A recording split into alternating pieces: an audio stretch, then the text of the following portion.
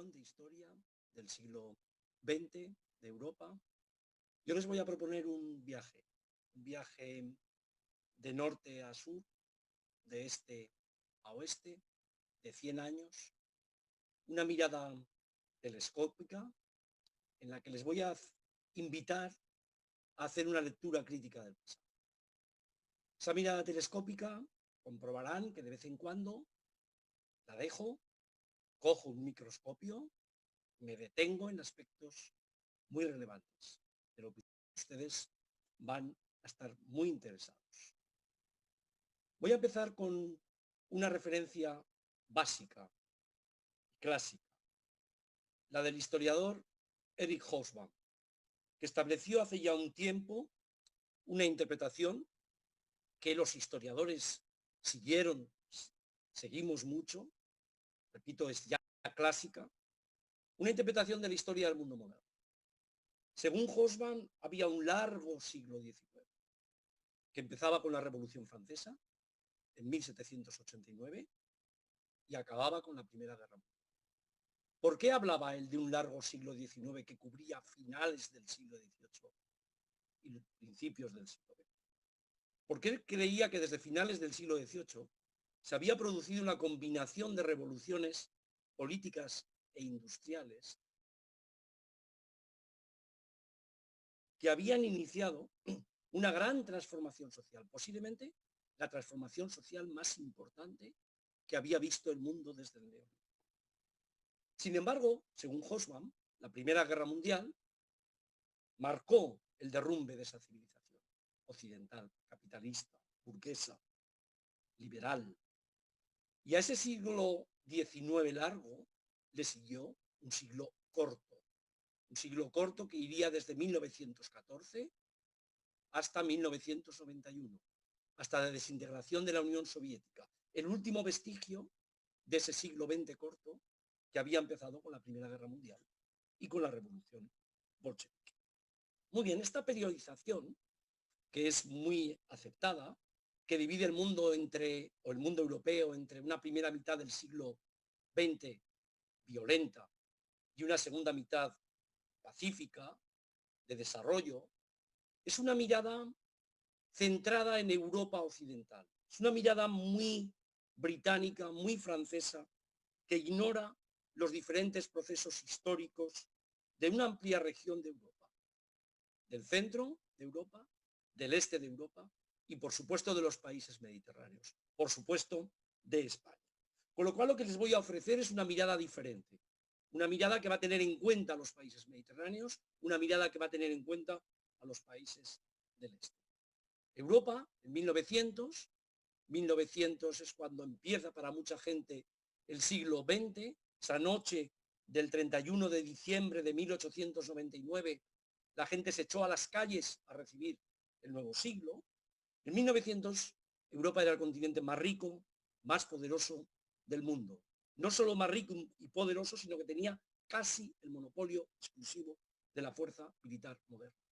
La burguesía, las clases dominantes, las clases medias, saludaron el siglo con bastante entusiasmo, orgullosas de los avances de la industrialización, orgullosas de las posesiones coloniales, del imperio. Había críticas sociales, por supuesto. Había gente que destacaba las diferencias entre ricos y pobres, porque ya había aparecido el marxismo, el socialismo, el anarquismo, que destacaban las luchas de clases, las guerras imperialistas. Pero el estado de ánimo en las grandes potencias era optimista y muchos creían que el nuevo siglo, el siglo XX, traería bienestar, mucho más que el siglo XIX, crecimiento económico, progreso tecnológico. Había una tensión a principios del siglo XX entre ese mundo de privilegios, de lujo, de poder, en el que estaba instalada una parte de la sociedad europea antes de 1914, en una parte en la que muy pocos anticiparon el hundimiento, estaban en lo que ellos llamaban los good times en aquel momento, la Belle Époque, ¿no? Y esa tensión estaba entre ellos y un volcán que estaba siendo alimentado por el poder explosivo del colonialismo.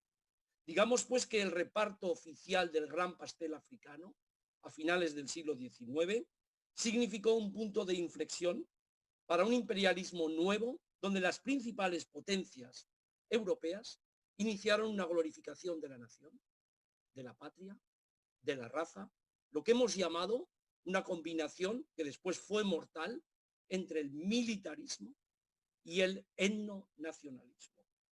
Algunos historiadores hemos identificado en los últimos años los componentes básicos que desde finales del siglo XIX allanaron el camino a la violencia que vendría después a partir del siglo, o sea, de 1914. A partir de un momento en el que afloró de una forma desconocida. La gente creía que ese era el punto de arranque del siglo XX, del siglo corto de Hobsbawm. Pero había semillas importantes. El primero, el etnonacionalismo, como he dicho antes, ese nacionalismo étnico-racista, que había llevado a un darwinismo social, a una superioridad impresionante de lo que significaba la raza blanca. En segundo lugar, el imperialismo colonial, que además es el que en lucha por el poder internacional llevó también a la Primera Guerra Mundial. En tercer lugar, los conflictos de clase, agudizados por el triunfo de la revolución bolchevique a partir de 1917. Y en cuarto lugar, una crisis del capitalismo que empezaba a estar muy clara en aquellos momentos. Ahora, nada antes de 1914 parecía haber preparado a Europa para lo que iba a suceder. Nada, pero la violencia había sido esparcida, había tenido semillas. Hay una autora que se llama Cathy Carmichael que llama a esto la fase pregenocida. El genocidio antes del genocidio. Ella le llama genocide before genocide. Una fase pregenocida en la que todo lo que pasó a partir de 1914 se había conocido en las colonias. Los campos de concentración, la no separación entre combatientes y población civil, la masacre de niños y de mujeres, las violaciones, todo esto se vio en la Bélgica de Leopoldo II, se había visto con la destrucción de los herreros por parte de Alemania, por supuesto por el Imperio Británico, que parecía estar al margen de cualquier proceso de violencia, y por supuesto también de Francia. A partir de 1914, Europa vivió una primera gran oleada de violencia masiva. Una violencia masiva a consecuencia de la Primera Guerra Mundial, lo que llamamos la primera gran oleada de violencia, con las revoluciones de 1917 en Rusia y los conflictos armados, porque la guerra no acabó en 1918. Esta es otra de las grandes tendencias historiográficas de los últimos años, que pueden ver ustedes en el libro de Yerbats, Vencido. La guerra no acabó en 1918. A partir de ese momento hubo un fenómeno de paramilitarismo importante, de una ultraderecha paramilitar, que en los países derrotados, vencidos, no aceptan la derrota. Y eso genera una brutalización primero en las trincheras y luego una brutalización paramilitar en estas sociedades vencidas que no aceptan la derrota, que duró 3 o 4 años y que pusieron también las semillas a dos grandes fenómenos, al comunismo y a su expansión, pero sobre todo al fascismo, que es el que se va a apoderar de una parte de Europa. Digamos que la crítica a la democracia ganó terreno. Hubo un intento de crear sociedades democráticas después de 1918-19, pero la crítica a la democracia ganó terreno. Y lo que salió de ahí fueron fuerzas del autoritarismo. Lo que salió fueron nuevos dirigentes, unas fuerzas de auténtica pesadilla, políticos agresivos, insurgentes, hooligans, que viniendo de la nada acabaron apoderándose prácticamente de Europa. Por supuesto, el paradigma de todo esto es Hitler. Con lo cual, tras la Gran Depresión, esa crítica de la democracia, tras la Gran Depresión de 1930, comenzó a sentirse con fuerza en Europa. Y la democracia aguantó solo en unos pocos países, muy poquitos, porque en todos los demás lo que emergió es una nueva forma de autoritarismo no conocida hasta 1914, llamada fascismo. A partir de ese momento, fascismo y violencia fueron ya unidos, pero no solo porque los fascistas contemplaron la violencia para asaltar el poder, sino que además como un instrumento de lucha política, sino que además el fascismo acabó siendo, Emilio Gentile lo dice para Italia, el elemento unificador de la propia existencia fascista. Sabemos que hay más interpretaciones sobre el fascismo, una forma de ultranacionalismo, un movimiento que elogia, ensalza el principio del liderazgo, el duce, el Führer, el caudillo. Por supuesto, una violencia que no solo está al servicio de las clases dominantes, sino que tiene fenómenos que ellos consideran también ultranacionalistas y revolucionarios. Digamos que el orden pactado de posguerra, aquel orden sellado en Versalles en junio de 1919, se desmoronó en aquel momento. Y las pretensiones revisionistas, las pretensiones expansionistas de Hitler cambiaron el escenario de la política internacional. Y vino una segunda guerra total. A esto ya le llaman guerra total, combatida en todos los frentes, combatida por una parte importantísima de la población civil, que dejó al menos 2/3 de muertos, de los 40 millones aproximadamente, 2/3 pertenecían a la sociedad civil.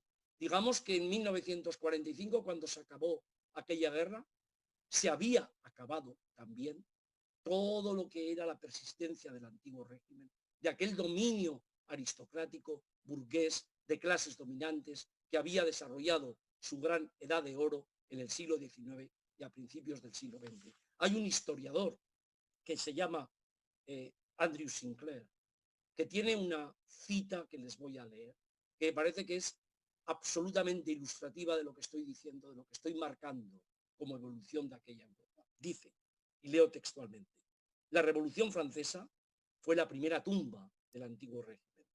La Primera Guerra Mundial fue su cementerio. La Segunda Guerra Mundial fue su requiem. Creo que esto resume perfectamente lo que he explicado hasta este momento. ¿Qué pasó en España mientras tanto? ¿Qué pasó en España? Pues que en 3 años, una guerra civil que sale de un golpe de Estado militar en julio de 1936, en 3 años conoció todas las grandes manifestaciones de violencia que se habían producido en la Primera Guerra Mundial, donde no había participado, y que se habían producido en los sistemas que habían iniciado en aquel momento el fascismo. La guerra civil llevó a cabo una violencia revolucionaria, contrarrevolucionaria, por supuesto, paramilitar, fascista nacionalista, de asesinatos masivos, sobre todo en la retaguardia, y sobre todo de bombardeo de poblaciones civiles, donde hay un símbolo que es Guernica, que fue un símbolo internacional de aquel momento en que ya no había separación entre los combatientes y la población de retaguardia. España no tuvo limpiezas étnicas, genocidios, no pasó ocupaciones por un país como Alemania, por supuesto, un país como Polonia, que sufre 3 ocupaciones diferentes. Pero aquí sí que hubo políticas de exterminio. Ya Azaña las llamó políticas de exterminio. Y a la guerra le sucedió una larga dictadura con políticas de exterminio. Y tuvo también una violencia muy diferente. Fue una violencia donde el anticlericalismo desempeñó un papel muy importante y la complicidad del clero en la violencia fascista desempeñó también un papel importantísimo. La derrota de los nazis en 1945, el avance del poder soviético por el continente en aquella primavera del 45, parecía poner punto final a todo lo que estoy diciendo, a los bombardeos, a las ocupaciones, a la persecución, a las limpiezas étnicas, al genocidio. Pero la Segunda Guerra Mundial tampoco acabó en 1945, de la misma forma que la Primera Guerra Mundial no había acabado en 1918, de la misma forma que la Guerra Civil Española no acabó en abril de 1939. ¿Por qué? Porque después del 45 hubo 3 a 4 años en los que cientos de miles de personas fascistas, colaboracionistas, criminales de guerra, fueron víctimas de una violencia retributiva y vengadora. Además, los soldados soviéticos, en su avance por el este y centro de Europa, saquearon, violaron, a partir de 1945, violaron con desenfreno. En las grandes capitales de Budapest, Viena, Berlín, tras fieros combates, el Ejército Rojo violó de 10 al 20% de las mujeres en aquel momento. Una historia silenciada durante muchísimo tiempo, silenciada y además avergonzada a mucha gente de aquel silencio, que lo conocían, pero sabían que aquello había ocurrido, pero no se atrevían a hablar. Y a partir de 1989, una nueva historiografía empezó a trabajar sobre estos temas. De aquel apocalipsis del 45 al 48, cuando acabó, emergió una Europa cambiada por completo, con Estados Unidos y la Unión Soviética pasando a ocupar el lugar fundamental en el mundo. Pero es una Europa que se ve mucho desde la perspectiva de la democracia occidental. Por supuesto que la violenta derrota del fascismo abrió un cauce a algo que ya se había avanzado antes del 14, que quiso avanzarse después del 18, que llegó con la República de Weimar, que llegó con la República Española, que eran democracias diferentes, pero que habían sido todas derribadas, eclipsadas por el autoritarismo fascista. Y a partir de 1945-48, en una zona de Europa muy importante, sí que surgió esa tradición democrática, se consolidó con 4 características fundamentales. Sufragio universal masculino y femenino, por primera vez en la historia en todos esos países. Un estado de bienestar que marcó clarísimamente la Europa de la segunda mitad, la Europa occidental de la segunda mitad del siglo XX. Amplias prestaciones sociales y, sobre todo, para el capitalismo, libertad de mercado, progreso y consumismo. Este es un tema capital para entender la evolución en Europa occidental. Ahora bien, aunque no desapareció la violencia en Europa, aunque realmente siguió habiendo movimientos, empezó a haber de nuevo movimientos terroristas, el gran tema fundamental es Europa a partir de 1948-49 tiene 2 dictaduras de ultraderecha fascistas que vienen con los fascismos antes de 1939, antes de la Segunda Guerra Mundial, la de Salazar en Portugal y la de España con Franco, que duran hasta mediados de los años 70. Además, a partir del 67, una nueva dictadura ultraderechista militar, la de los coroneles en Grecia, trae de nuevo la tortura sistemática, la aniquilación del contrario en Grecia. Y además en todo el este de Europa y en parte del centro de Europa surge lo que se llama el comunismo, el socialismo de Estado, la invasión por parte de tanques de la Unión Soviética. Esta es una fotografía que me gustaría poner mucho énfasis. Cuando se habla de la Europa que recuperó la democracia después del 45, se está hablando de Europa occidental y una parte nórdica. No se puede aplicar esto a todo lo que llamamos una parte del centro y del este de Europa y a los países mediterráneos. Además, en esas sociedades del este se instaló el miedo, la denuncia, la sumisión, la despolitización. Bajo esa apariencia de uniformidad comunista, empezó a haber insurrecciones importantes, la primera en Berlín en el 53, la segunda en Budapest en el 56, la tercera en Praga, en Checoslovaquia, en el 68, pero siempre que hubo intentos de reforma desde arriba o de cambios desde abajo, el poder, los tanques, los militares derogaron las resistencias, aplastaron las resistencias. Eso sí, cada vez que avanzaban esas resistencias y eran aplastadas, era mucho más difícil sostener que aquello era un régimen en nombre del pueblo o de las clases trabajadoras. Mucha izquierda en Occidente se tragó durante muchísimo tiempo que aquello era una especie de paraíso terrenal, pero aquello se rompió. Se rompió sobre todo porque se derrumbó todo en 1989, con las revoluciones, que causaron uno de los grandes cambios en la Europa del siglo XX. El continente europeo posiblemente el cambio más importante después de las 2 guerras mundiales. Las revoluciones del 89 son una transformación profunda, sin toma de Bastilla, sin ocupación o conquista del Palacio de Invierno, pero en 2 años, entre el 89 y el 91, el mundo contempló un acontecimiento extraordinario, la disolución pacífica de un gran poder multinacional, que era el soviético, el final del comunismo en esos países, que creó nuevos movimientos de independencia, nacionalismos y sobre todo transiciones a las democracias, que habían empezado unos años antes, 15 años antes, en las 2 dictaduras que venían del fascismo, la portuguesa, la española, y en aquella de los coroneles que se había sumado en el año 67 al hilo conductor que marcaban las dictaduras ultraderechistas en España, ultraderechistas en Portugal. Pero quedaba Yugoslavia.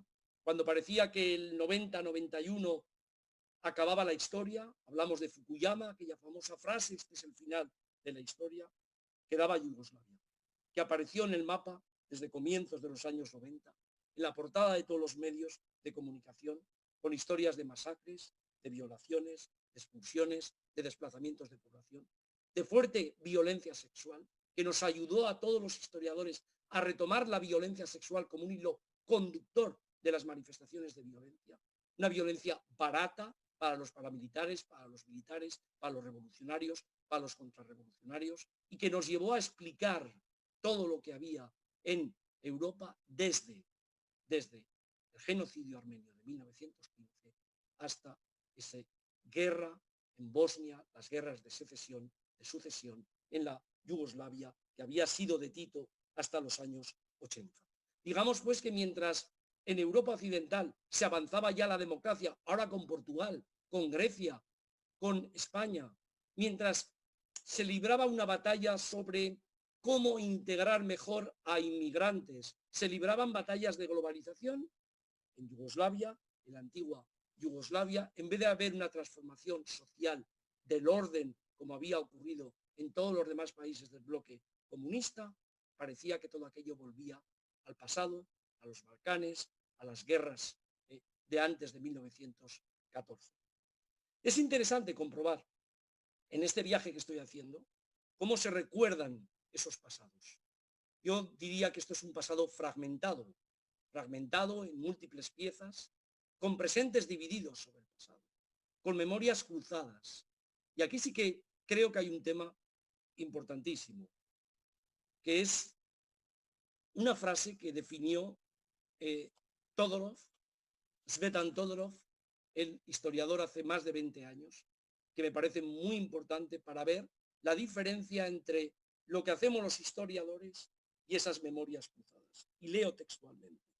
Hay una distinción entre la recuperación del pasado y su subsiguiente utilización.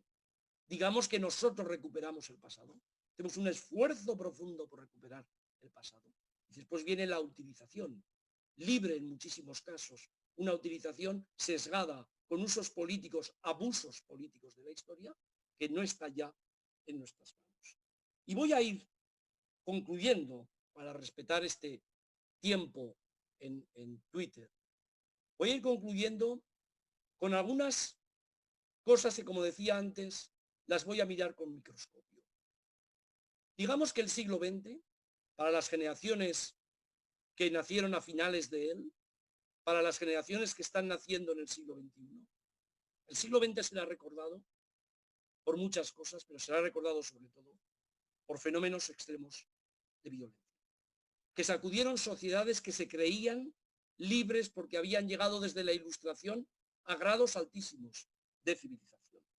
Me estoy refiriendo sobre todo a la violencia sexual, a la limpieza étnica, a los genocidios, al holocausto, a la violencia revolucionaria, contrarrevolucionaria. Y aparecieron, los hemos identificado muy bien, conocemos perfectamente la identidad de los verdugos, de los asesinos, de los violadores, que crearon sus propios rituales de violencia, individuales o en grupo. Rituales de violencia que vieron muchos, que llamamos testigos, y esos testigos lo transmitieron, que vieron muchos, que llamamos víctimas, a las que no mataron, porque aquellas nunca pudieron contar lo que había sucedido, pero sobre todo que las vieron muchos que eran aprendices de criminales, porque todos los actos de violencia paramilitar, fascista, de limpiezas étnicas, genocidios, desde Armenia hasta Yugoslavia, son escuelas de aprendizaje de otros criminales. Este es un tema clave. Por eso me interesaría mucho destacar que detrás de todo esto que he trazado, que parece como un movimiento clarísimo de evolución de muchísimas manifestaciones de violencia, detrás de estas ideologías, detrás de esos proyectos totalizadores, de esos proyectos utópicos, había individuos que tomaban decisiones concretas y que los historiadores los conocemos a través de excelentes biografías, desde Stalin a Franco, pasando por Hitler, por Mussolini, por Churchill, por otros que eran Daladier, otras personas que estaban en las democracias. Son actores relevantes, casi siempre masculinos, porque los que toman las grandes decisiones de la violencia casi siempre son actores masculinos. Pero también hemos identificado a muchas mujeres, niños, que sufren más que nadie la arbitrariedad e inseguridad de las ocupaciones, de las deportaciones, del hambre, de las epidemias. Qué palabra esta epidemia, que nos trae ecos del pasado, no solo la epidemia de la gripe del 18-19, sino las grandes hambrunas en la guerra civil y después de la guerra civil en la Unión Soviética. Digamos que la historia no es nunca una calle de una sola dirección. Esta es una de las grandes enseñanzas que quiero transmitir aquí. Por eso yo he ido por carreteras secundarias, he ido por avances y retrocesos. He visto el horizonte en el que acabó en el 45 y el final del siglo XX dejó realmente grandes ventanas de esperanza. Vayan ustedes a finales del siglo XX y verán, después de los grandes desastres, después de eso que Hobsbawm, de nuevo Hobsbawm, llamó la edad de extremos, el siglo de los extremos, vean ustedes, detrás de eso, las grandes ventanas de esperanza que se abrieron, porque se había dejado atrás el desastre. Pero fíjense también cómo desde principios del siglo XXI, las grandes ventanas de esperanza empezaron a estar oscurecidas, algunas se cerraron. La crisis del 2008, la inmigración y los debates sobre la inmigración, la aparición de movimientos otra vez de ultraderecha, todavía no paramilitares, que nos traen ecos del pasado. Y hoy esta pandemia, de impredecibles consecuencias, pero sabemos que van a ser severas, duras, catastróficas. Por eso, los historiadores seguiremos intentando recuperar el pasado para ustedes. Por eso, aunque nosotros no podemos predecir el futuro, está en nuestro objetivo iluminar del pasado las partes más oscuras. Las partes diáfanas, las partes claras están en Wikipedia, las partes más oscuras no. Hay que investigarlas. Todo lo que yo les estoy simplificando aquí, esta simplificación de lo complejo que yo estoy dando aquí, tiene detrás décadas de investigación mías y de otros colegas, que estamos luchando en archivos, en lecturas críticas del pasado, para simplificarlas, divulgarlas, ofrecerlas con precisión, en conferencias, en clases, a estudiantes, llevarlas a los centros de secundaria, pero también escribirlas en libros precisos. Les recuerdo esa frase de Todorov. Nosotros lo que hacemos es recuperar el pasado. Después viene la subsiguiente utilización. El historiador, voy a concluir, el historiador no es un mago, no es alguien que se pone ante el pasado y lo descubre todo. No, el historiador es un guía que ayuda a leer de forma crítica, un guía que ayuda a pensar de forma analítica. Y ustedes, lectores, los que me están viendo, tienen la gran ventaja de escucharnos, de comprender lo que estamos diciendo, de poder debatirlo, de poder criticarlo, pero sobre todo, de aprender las lecciones del pasado a través de la gente que las ha investigado. Y eso significa también un elogio del conocimiento, en un momento en el que estamos en una situación en la que todo el mundo quiere hablar, todo el mundo quiere alzar voz. Pues por allá, más allá del insulto, más allá de la ignorancia, voluntaria o involuntaria, está el conocimiento del pasado que le ofrecemos los historiadores.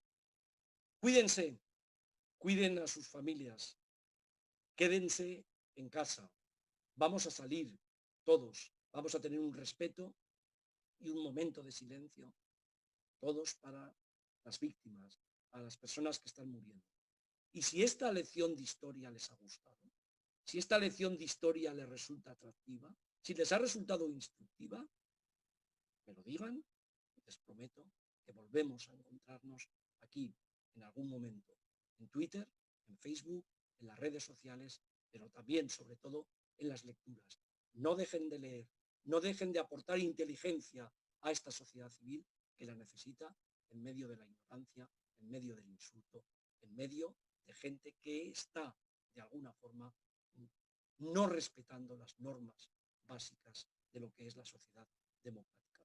Muchísimo ánimo, muchísima lectura, muchísimo conocimiento y sobre todo, muchísimas gracias por el respeto que han mostrado en esta conferencia que les he dado por Twitter y el interés que ustedes están mostrando. Gracias de nuevo, amigos. Segurísimo que nos vemos de nuevo muy pronto.